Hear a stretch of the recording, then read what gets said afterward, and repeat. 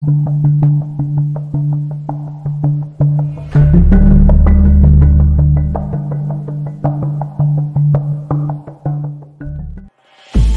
तेजी से अपने जहन में एक स्ट्रेटजी बनाई और इस पर अमल करते हुए पीछे घूमकर टीले की ओट में इस तरह छुप गया कि सामने से मुझे नहीं देखा जा सकता था।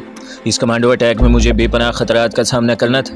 सबसे पहले एहतियात ये थी कि हमला इस कदर आनन फानन हो कि फौजी कोई आवाज़ भी हलक से न निकाल सके और ना फायर कर सके, क्योंकि ऐसी सूरत हाल में इसके साथ ही फौजी होशियार हो जाते और फिर मुझे गोलियों की बाढ़ से कोई नहीं बचा सकता था। मैंने अपने हाथ में पकड़े हुए चाकू का जायजा लिया। इसका फल इतना लंबा नहीं था, लेकिन अगर होशो हवास को कायम रखते हुए ऐन दिल पर इसका भरपूर वार किया जाए तो इंतहाई कारगर भी साबित हो सकता था। मेरे पट्टे फड़कने लगे, रगों में खून की गर्दिश तेज हो गई। मैंने चाकू को अपने दाएं हाथ में थाम लिया और टीले की ओट ही में चौकस होकर बैठ गया और गौर से आगे बढ़ते यहूदी फौजी को तकने लगे। सहराई धूप की रोशनी में अब वो साफ नजर आ रहा था। ये नौजवान ही था, ज्यादा बोझल जिस्म भी नहीं था। मेरे होंठ भीज गए थे। मैं आहिस्ता आहिस्ता सांस ले रहा था कि आवाज पैदा न हो। मैं चाहता था कि यहूदी फौजी को अगर आना ही है तो इस टीले की ओट में आ जाए, जहां इसे दूर बैठे इसके साथी न देख सके। पहले यही ख्याल था कि वह टीले के बिल्कुल ही करीब नहीं आएगा और चंद कदमों के फासले से ही वापस मुड़ जाएगा, मगर वो बराबर आगे बढ़ता चला आ रहा था। इसके भारी फौजी बूट रेत में धंस रहे थे। शायद इसने इस गड्ढे के बाहर पड़ी रेत को देख लिया था जो मैंने खोदा था। इसके कदम तेज हो गए और वो गड्ढे की तरफ बढ़ा। मैं तेजी से पीछे खिसक गया। अब मैं टीले की दीवार पर पड़े हुए एक छोटे से सुगाफ की ओट में आ गया था। यहाँ से मैं यहूदी फौजी को बराबर देख रहा था। मैं इंतहाई आहिस्तगी से सांस ले रहा था। यहूदी फौजी ने ताज़ा खुदे हुए गड्ढे को देख लिया था और इस पर झुककर नीचे पानी को तकने लगा। ये बड़ा आसाब शिकन लम्हा था। इससे पहले कि वो आवाज़ देकर अपने साथी फौजियों को इस तरफ मुतवज्जा करे, मुझे कमांडो एक्शन शुरू कर देना था। मैंने तेज़ी से पीछे की तरफ सिरकना शुरू कर दिया। मेरी रफ्तार में बिजली की सी फुर्ती आ गई थी। रेत पर खिसकने की वजह से आवाज़ पैदा नहीं हो रही थी। मैंने अपने जहन में एक स्ट्रेटजी बना ली। मुझे अब इसी पर अमल करना था।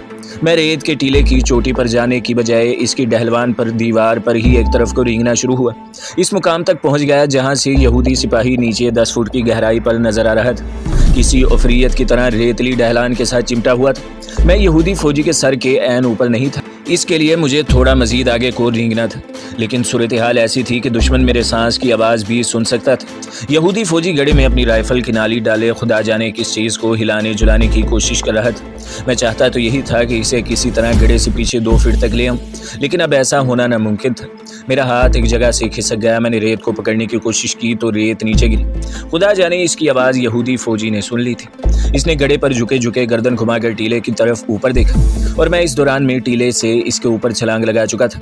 मेरी छलांग में इतनी तेजी, जारहियत और फैसला कुन अंदाज था कि इससे पहले कि यहूदी फौजी संभलता मैं इसके ऊपर था। मैंने छलांग इस तरह जरा तिरछी लगाई थी कि एक बाजू इसकी गर्दन में हो और मैं इसे लेकर गड्ढे में गिरने के बजाय बाहर रेत पर गिरूं, और मेरी महारत और तजर्बा मेरा साथ दे रहा था। जैसा मैं चाहता था वैसा ही हुआ। यहूदी फौजी मेरे बोझ और धचके से उछलकर गड्ढे के किनारे पर एक तरफ गिरा। इसके हाथ से राइफल छूट गई थी। ये सब कुछ बमुश्किल 2 सेकंड के अंदर अंदर हो गया था। मेरा दायां बाजू इसकी गर्दन में यूं पेवस्त था, इसकी थोड़ी ऊपर को उठी थी, और दाएं हाथ ने एक भरपूर वार करके चाकू इसके सीने में पेवस्त छोड़ दिया और दोनों हाथों से यहूदी फौजी की गर्दन को दबोच कर इसे रेत पर टीले की ओट में दबा दिया। मेरा सांस फूल गया था। यहूदी फौजी ने भी मुझे गर्दन से पकड़ रखा था, मगर इसके हाथों में अब जान नहीं रही थी और इसकी मुज़ाहमत ख़त्म हो रही थी। हाथों की गिरफ्त भी कमज़ोर पड़ गई। इसकी आंखों की पुतलियां चढ़ गई थी और मैंने देखा कि सीने पर दिल के ऊपर इसके पसीने में तुरबतर खाकस्तरी वर्दी खून में सुरख होना शुरू हो गई थी। फिर मैं इसकी गर्दन को अभी तक दबोचे हुए था और इसे ज़ोर ज़ोर से झटके दे रहा था। इस कार्रवाई में ज़्यादा से ज़्यादा 5 सेकंड लगे। यहूदी फौजी दम तोड़ चुका था। मैं इसे घसीट कर टीले के पीछे ले गया, फिर तेज़ी से रेंगता हुआ गड्ढे के किनारे पर आ गया। यहूदी फौजी की राइफल गड्ढे में गिरी हुई थी। मैं गड्ढे में सर के बल झुक गया और लंबा बाजू करके राइफल के बट को पकड़कर उससे ऊपर खींचा, फिर पीछे खिसकता टीले की ओट में आ गया। एक नज़र मुर्दा सिपाही पर डाली। इसकी मौत की तरफ से मुतमईन होकर इसकी कमर के साथ बंधे मैगजीन पाउच वाली पेटी को खोलकर अपने पास ही रेत पर रख लिया। राइफल में फंसी हुई रेत को उंगली से बाहर निकाला और ओट में से दूसरी फौजियों की तरफ देखा। दूसरे इसी तरह ट्रक के पास पथरीले टीले की छांव में लकड़ी का क्रेट सामने रखे मशरूब पी रहे थे और एक दूसरे से हंसी मजाक कर रहे थे। किसी वक्त इनमें से किसी फौजी के हल्के से कहकहे की आवाज़ फिजा में गूंज जाती थी। मैंने एक तरह से एक बहुत भारी बला अपने सर मोल ले ली थी।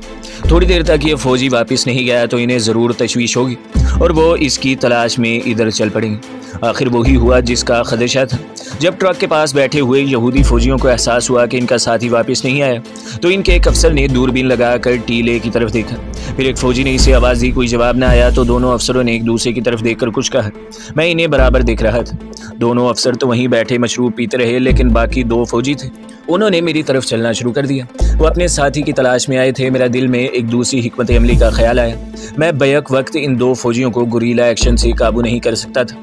दोनों यहूदी फौजी मेरे टीले की तरफ बड़े चले आ रहे थे। उन्होंने अपने साथी को 2-3 बार पुकारा। जब इसकी तरफ से कोई जवाब ना आया तो दोनों फौजियों ने कांधे पर से राइफलें उतार कर अपने हाथों में पकड़ ली। अब कमांडो एक्शन का वक्त नहीं था।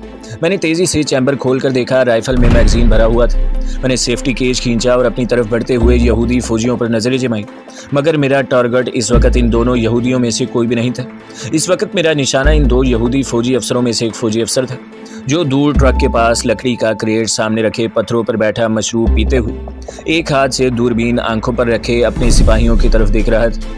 अगर इन दोनों यहूदी फौजी अफसरों में से एक फौजी अफसर को निशाना बनाने में कामयाब हो जाऊं, तो फिर ट्रक के पास सिर्फ एक फौजी रह जाएगा। ये जो दो फौजी मेरी तरफ बढ़ रहे हैं वो तो मेरी रेंज में ही थे, और चूंकि मैं घात में छुपा हुआ था और वो खुली जगह में थे, इसलिए इनका जिंदा बचकर भाग जाना नामुमकिन था। मैंने खुदा का नाम लेकर नाली को जरा सा बाएं जानिब किया, दूर बैठे यहूदी फौजी अफसर को अपनी रेंज में लेकर इसका निशाना बनाया और फिर ट्रिगर दबा दिया। एक धमाका हुआ, मुझे एक झटका लगा और मैंने एक फौजी अफसर को उछलकर गिरते और दूसरे को ट्रक की तरफ भागते देखा। मैंने फुर्ती से राइफल का रुख अपनी तरफ आते फौजियों की तरफ कर दिया। वो दोनों फायर की आवाज़ सुनकर अभी भौंचका ही थे कि मैंने दूसरा फायर करके इनमें से एक को गिरा दिया। दूसरा फौरन जमीन पर लेट गया। अब ट्रक की तरफ से भी मुझ पर फायर आने लगा। जो फौजी रेत पर गिरा था वो मुझसे बमुश्किल 100-125 कदमों के फासले पर था।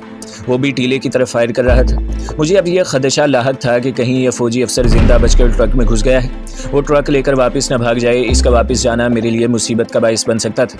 इसके अलावा सबसे बड़ी तशवीश ये थी कि अगर ट्रक में वायरलेस सेट हुआ तो अभी यहाँ आसमान पर हेलीकॉप्टर नमूदार होगा और मुझ पर गोलियां बरसानी शुरू कर देगा, और मेरे लिए फरार की कोई राह भी नहीं थी। लेकिन इन तमाम खदशात और इम्कानात को पसे पुश्त डालकर मेरी सारी तवज्जो इस फौजी पर मरकूज थी, जो रेत पर औंधे मुंह पड़ा था और राइफल से बराबर फायर कर रहा था। मैं एमुनेशन ज़ाया नहीं करना चाहता था। ट्रक भी अभी तक अपनी जगह पर खड़ा था और इसमें से मुझ पर मुसलसल फायर आ रहा था। जाहिर है ट्रक में एमुनेशन वाफिर मिकदार में होगा, और जो फौजी अफसर बच गया था वो अपने सिपाही को फायर कवर दे रहा था। गोलियां मेरे दाएं बाएं से सनसनाती हुई गुजर रही थी और रेत के टीले में घुस रही थी। मैं ओट में होने की वजह से इन गोलियों से महफूज था। मैंने 2-3 फायर करने के बाद मुर्दा सिपाही के पाउच में से एमुनेशन निकालकर राइफल के चैम्बर में दोबारा लोड किया। जो पहला यहूदी फौजी अफसर मेरी गोली का निशाना बना था वो जहां गिरा था वहां से इसने दोबारा जरा सी भी हरकत नहीं की थी। मैंने ट्रक के वहां से फरार हो जाने के इम्कान को हमेशा के लिए ख़त्म करने के लिए इसके एक टायर का निशाना लिया और ट्रिगर दबा दिया। 2 धमाके बैक वक्त हुए। पहला धमाका मेरी राइफल से गोली के चलने का था और दूसरा धमाका फौजी ट्रक के टायर के फटने का था। इस तरह मैंने दूसरे टायर को भी उड़ा दिया। ट्रक एक तरफ को जरा सा झुक गया। इतनी देर में जमीन पर पड़े हुए यहूदी सिपाही ने पीछे की तरफ खिसकना शुरू कर दिया। वो अपने ट्रक में वापस जाना चाहता था, मगर मैं इसे जद में लेने की कोशिश कर रहा था। 2 गोलियां मैंने इसका निशाना बनाकर फायर की, मगर इनमें से एक भी न लगी। खुदा जाने इसे क्या हो गया कि वो एकदम से उठा और झुका झुका दाएं बाएं लहराता ट्रक की तरफ भागा। मैंने ऊपर तले 4 गोलियां फायर की और एक गोली इसकी पीठ में घुस गई। वो चकरा कर वहीं गिर पड़ा। ये मेरी स्ट्रेटजी की बहुत बड़ी फतह थी। अब सिर्फ एक ही दुश्मन रह गया था जो ट्रक में छुपा हुआ था। वो मेरी रेंज में नहीं था। एक तरह से वो ट्रक में मोर्चाबंद था। एमुनेशन मेरे पास भी काफ़ी था। ख़तरा अगर कोई था तो यही कि कहीं ट्रक वाले फौजी अफसर ने पीछे वायरलेस ना कर दिया हो। इस सूरत में वहाँ थोड़ी देर में किसी न किसी फौजी हेलीकॉप्टर या फाइटर जहाज़ को पहुँच जाना था। मैं ज़्यादा देर इंतज़ार भी नहीं कर सकता था और अपने दुश्मन को मज़ीद वक़्त भी नहीं दे सकता था। मुश्किल ये थी कि अगर टीले से निकलता हूँ तो दुश्मन की रेंज में आ जाता हूँ। मेरे और ट्रक के दरमियान कोई यार्ड नहीं थी। मैंने फायर से हाथ रोक लिया था। अचानक फिजा में हल्की सी सनसनाहट शुरू हुई और मैंने दिन की रोशनी में किसी गेंद की तरह की चीज़ को ट्रक के पीछे से निकलकर अपनी तरफ आते देखा। एक सेकंड में मैं समझ गया कि ये चीज़ क्या है। मैंने सर रेत में डालकर दोनों बाजू अपने सर के ऊपर कर लिए। एक धमाका हुआ और 10 बम के टुकड़े शोर मचाते इधर उधर उड़ गए। इसके बाद दूसरा ग्रेनेड फेंका गया।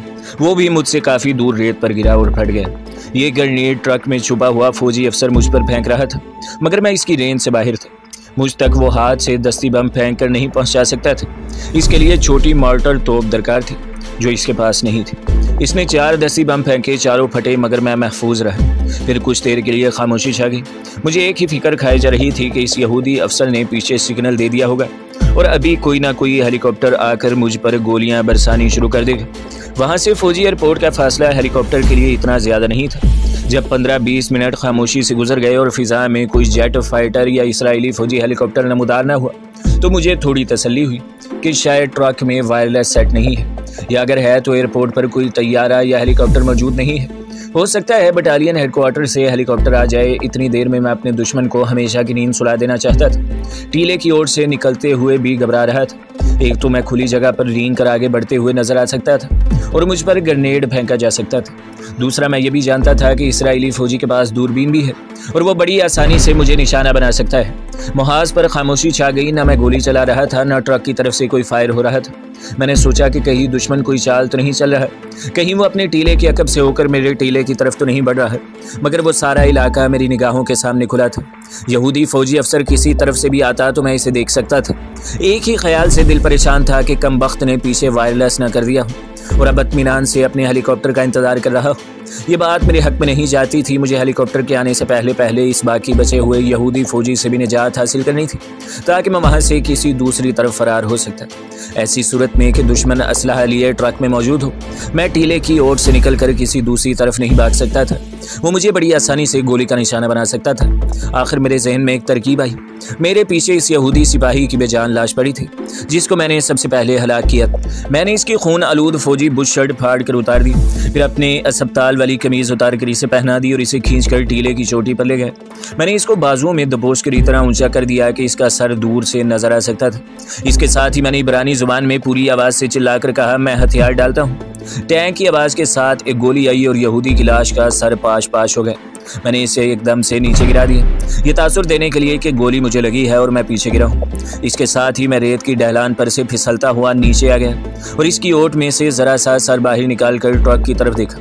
मेरा अंदाज़ा यही था कि यहूदी अफसर ने मुझे गिरते देख लिया है और अब वो मैदान साफ पाकर मेरी लाश उठाने ट्रक में से निकलकर मेरी तरफ आएगा। लेकिन ऐसा ना हुआ। ट्रक में छुपा हुआ यहूदी फौजी शायद मेरी चाल को समझ गया था। एक बार फिर असाब शिकन खामोशी छा गई। जब मजीद 15-20 मिनट गुजर गए और कोई हेलीकॉप्टर पीछे से ना आया तो मैं समझ गया कि ट्रक में वायरलेस सेट नहीं है। इस एहसास से मुझे बड़ी तसल्ली हुई। अब मैंने किसी नए मंसूबे पर गौर करना शुरू कर दिया था। हम दोनों एक दूसरे के सामने एक दूसरे के लिए घात लगाए बैठे थे और हम में से किसी एक की मौत लाजमी थी। मैं अपनी नजरें ट्रक से इधर उधर नहीं कर सकता था। अचानक ट्रक के इंजन की आवाज़ बुलंद हुई। मैंने घूर कर देखा, ट्रक अपनी जगह से थोड़ा सा आगे को खिसकर। मैंने दूर से ट्रक की अगली सीट का निशाना लेकर फायर कर दिया। ट्रक आहिस्ता आहिस्ता खिसकता जा रहा था। इसके दोनों टायर फट चुके थे मगर वो चल रहा था। मेरी समझ में नहीं आ रहा था कि ये शख्स ट्रक को स्टार्ट करके कहाँ ले जाना चाहता है। एक बात जाहिर थी कि वो इसे वापस नहीं ले जा सकता था। इसे बखूबी मालूम था कि मैं इस रेंगते हुए ट्रक के पीछे आकर इस पर हमला कर सकता हूँ और ड्राइवर की सीट पर बैठे होने की वजह से वो मेरे लिए बड़ा आसान निशाना होगा। मैंने गौर से देखा तो ट्रक का रुख मेरे वाले टीले की तरफ हो गया था और वो आहिस्ता आहिस्ता मेरी तरफ रेंग रहा था। मैंने ड्राइवर की सीट पर 2-3 गोलियां चला दी मगर ट्रक इसी तरह रेंगता रहा। वो पथरीली ज़मीन पर रेंगते हुए एक तरफ से उछल रहा था। अभी ज़मीन पथरीली थी, वो रेत की हदूद में दाखिल नहीं हुआ था। ये यहूदी अफसर इधर किस लिए आ रहा है? क्या ये खुद मरना चाहता है?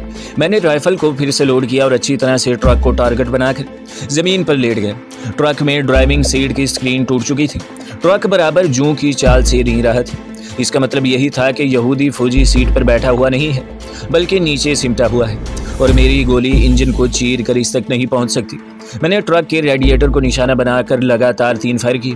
ट्रक रुक गया। इसके साथ ही ट्रक की खिड़की में से एक हैंड ग्रेनेड ऊपर को उछला और मुझसे थोड़े फासले पर आकर गिरा और फट गया। मैंने सर नीचे कर लिया।